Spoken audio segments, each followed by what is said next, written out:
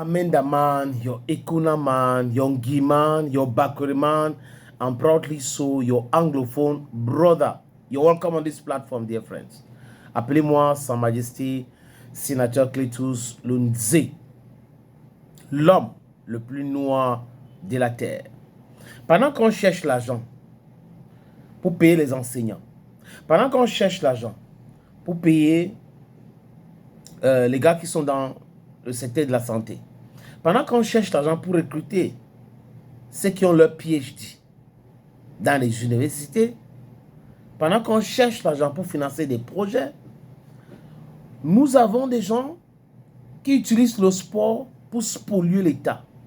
Des amis, commençant par le licenciement abusif des entraîneurs au Cameroun.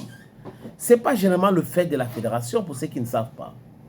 C'est un réseau savamment pensé, huilé, construit pour licencier abusivement les entraîneurs et après pousser les entraîneurs-là à aller porter plainte et le Cameroun paye. Et ils ont leur pourcentage dedans. Donc c'est une grosse affaire.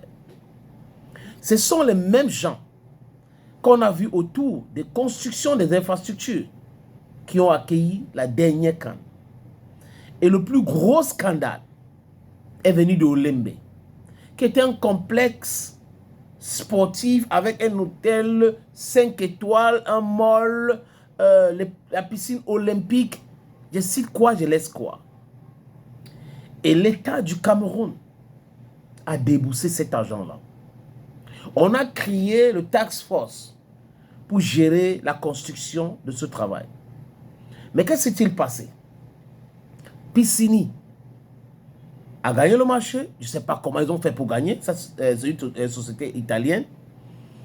Ils ont commencé. Tout le monde sait comment ça se passe dans ce pays. Tout le monde. Everybody knows. All we will know how it passe. Qu'il y a des pourcentages dans les marchés. On vous fait gagner un marché de 5 millions. Les gens qui vous ont fait gagner le marché public de 5 millions veulent avoir 2 millions de ce marché-là. Et si les travaux, c'est 2 millions, c'est vous aussi, vous allez chercher à avoir votre 2 millions et vous allez faire au rabais à 1 million. Donc, est-ce que Piscini n'a pas eu de problème avec les finances? Parce que M. Ngongo a retiré le marché entre les mains de Piscini. Et on se rend compte aujourd'hui que c'est de façon illégale. Conséquent, Piscini porte plainte contre l'État du Cameroun et à peu près, on doit payer à peu près 200 milliards. Je dis on parce que nous tous, les contribuables, ceux qui payent les impôts de façon directe ou indirecte, parce que ceux qui n'ont pas de sociétés qui vont dire qu'ils n'ont pas de travail où on peut couper les impôts de façon directe là-bas, ben, quand vous achetez le pain, vous achetez le vin, vous achetez de l'eau, vous achetez la tomate, le cube, vous payez les impôts là-dedans aussi, de façon indirecte. C'est vrai que l'époque de pool tax et tout ça est révolu.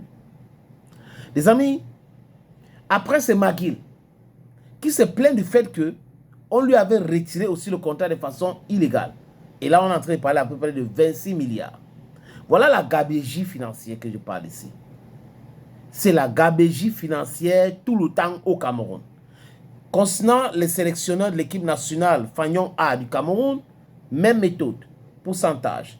Avec McGill et Piscini, je pense que c'est la même chose. Mais pourquoi des gens qui font perdre des milliards à l'État du Cameroun ne sont pas inquiétés? Parce que c'est ceux-là qui détiennent le pouvoir. Ils sont là avec le pouvoir. C'est-à-dire que c'est eux le pouvoir. Donc du coup, ils s'en foutent. Ils peuvent faire perdre autant d'argent, ce n'est pas un problème. Les amis, remarquez autre chose. Marc Peter Brice arrive au Cameroun.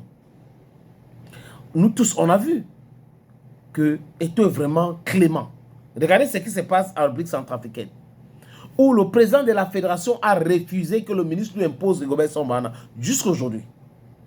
Si Eto'o avait fait la même chose, l'autorité de l'État, il n'a pas fait ça, c'est le ministre, c'est ceci, c'est cela. Regardez la République centrafricaine.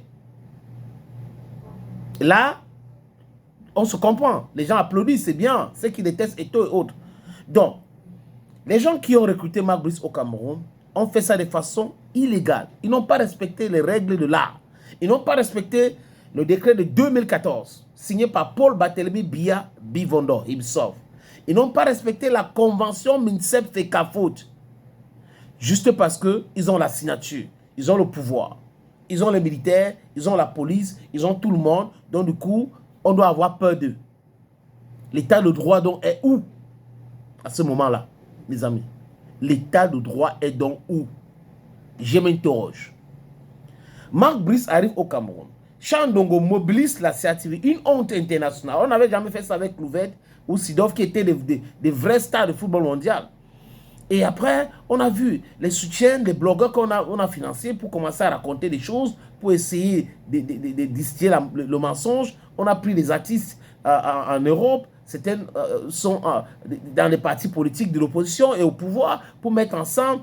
Et c'était un mariage de fou.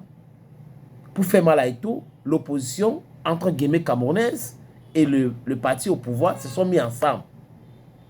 C'est là où on a compris que ça, c'est très dangereux.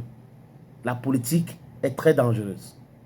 Bon, les amis, Marc Brice arrive.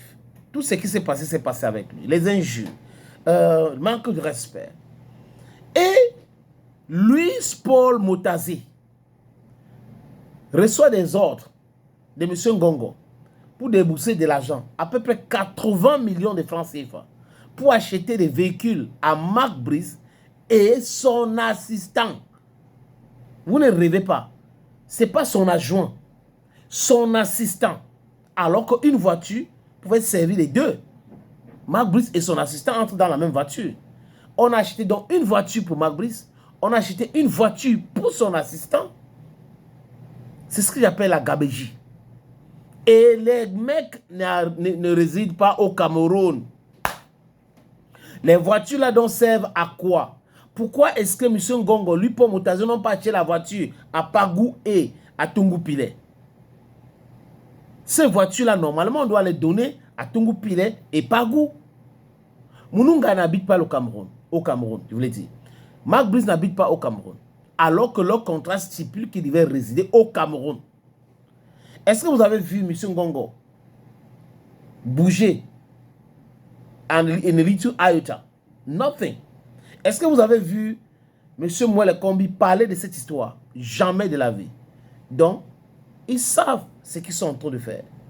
Ces véhicules-là, si on pousse l'enquête bien, vous allez voir ces véhicules-là entre les mains de certaines personnes. C'est toujours comme ça le Cameroun.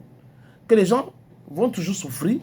Et ceux qui sont là, qui sont en train de gérer la fortune publique, gaspillent comme ils veulent, ils font ce qu'ils veulent avec cet argent. Et après, oh ben c'est nous, le pouvoir c'est nous. Mais le pouvoir c'est le peuple.